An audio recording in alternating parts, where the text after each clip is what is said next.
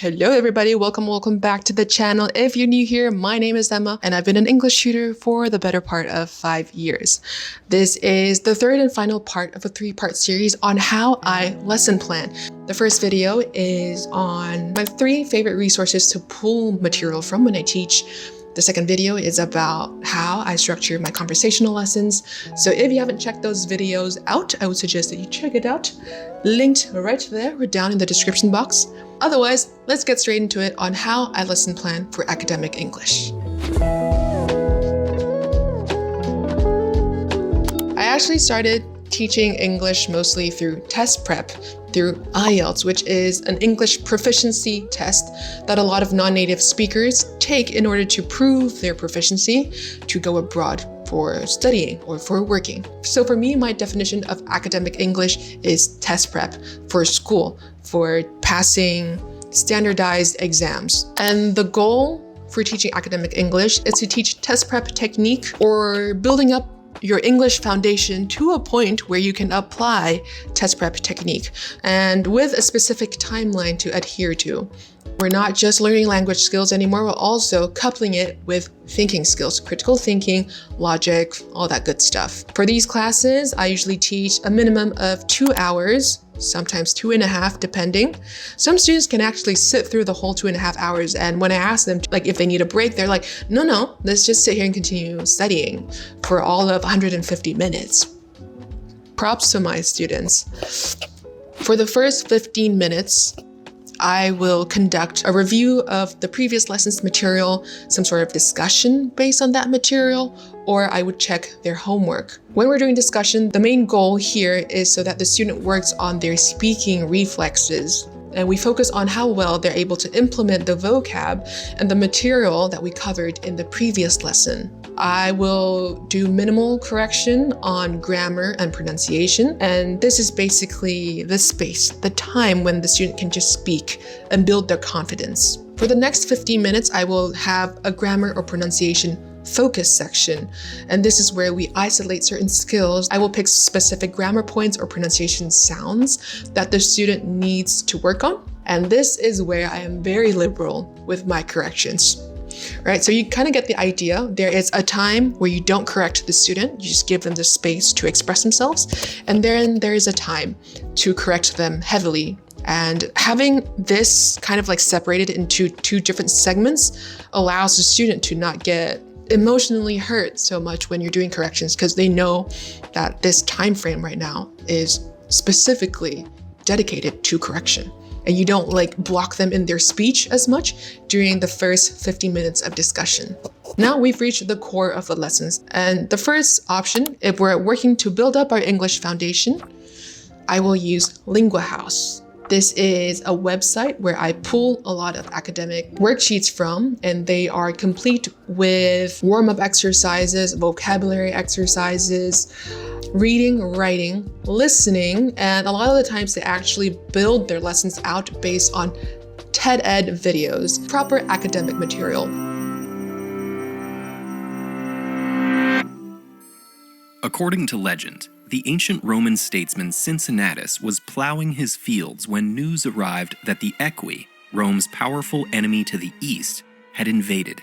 Rome was in need of swift, decisive action, and the Senate had chosen him to serve as dictator, with absolute power over the military and government.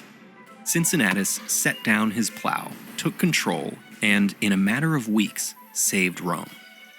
This story reinforces the myth of the benevolent dictator, the idea of a leader who holds absolute power, yet only uses it for the common good, to address problems efficiently and create a just regime. Usually I would pick a worksheet that is a little bit above the student's level. This would not be something I assign them to work on their own, but they're not on their own, right? They're working it with me or with you if you're the tutor. And so you can kind of like help them walk through this harder material so that they build confidence in themselves that they can actually work with this type of material. And then when you let them go and they're on their own, they will continue using this confidence and continue learning that material by themselves. My role as the tutor here is to assist my student in building confidence for independent studying. I ask lots of discussion questions to promote critical thinking so that the student learns how to connect different ideas together, how to problem solve, and also synthesize their own thoughts. Because these are all skills if, say, you want to go to college in English or you want to do some test prep. And yeah, critical thinking is not just for passing tests, right? It is an important skill that will help you in your daily life for the rest of your life. Unlike conversational English, where I try to explain as much as possible in English, for academic English, comprehension is also very important. So to help the student understand what we're learning, I would re-explain certain points in the student's mother tongue. I'm Vietnamese, I teach Vietnamese students, so I would re-explain it to them in Vietnamese. Because again, we're working on both thinking and language skills at the same time. Okay, and now once the student's level in English has reached a C1 level, now we have enough to work with to apply test prep technique. A lot of people think that if you have really good test prep technique, then that is the key to performing well on these standardized tests. But personally, I think that test prep techniques can only get you so far. If your foundation in English is weak, then there's nothing to apply the techniques to, right? Instead of making the student learn English purely through test prep technique, personally, I find that there are better ways to learn English that's more engaging, more fun than purely through test prep. So I try to delay the period where I teach test prep as far back as possible. Let's work on your foundation in a way that gets you engaged, that gets you intrigued about this language, that opens your mind up to new ideas and new cultures.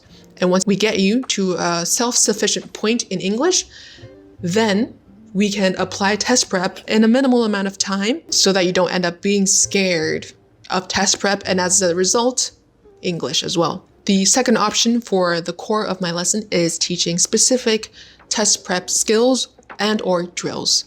For IELTS, we have 4 skills: reading, writing, listening, and speaking. So usually I would do 2 skills per lesson. If you're using LinguaHouse, they probably have some homework that is built into the lesson, which is very easy to assign to your students. You can also download a teacher version of each of these worksheets that has the answer key in it, and you can send that to your student to mark on their own as well. Again, this is not giving them the easy way out. This is actually helping them in independent study. And they can mark their own work, and if they have any questions after that, then they can bring it to you. If you're teaching test prep, you can assign past papers for the student to practice the skill that you learned in class, or you can also assign them grammar-focused exercises to brush up on any points that they still need to work on. Teaching and/or learning academic English doesn't have to be a boring task.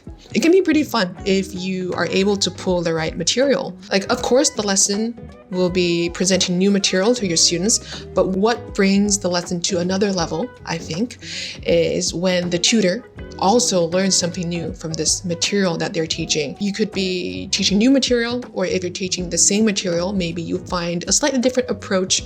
You feel like you're also growing, you're also learning something new, even though you're the teacher. But at the same time, you're also the learner with your student.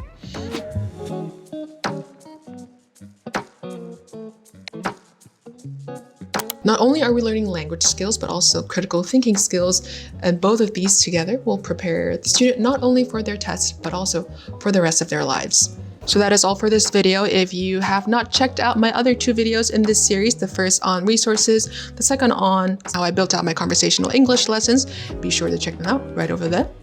I hope you guys have a wonderful week, and I'll see you in the next video. Bye!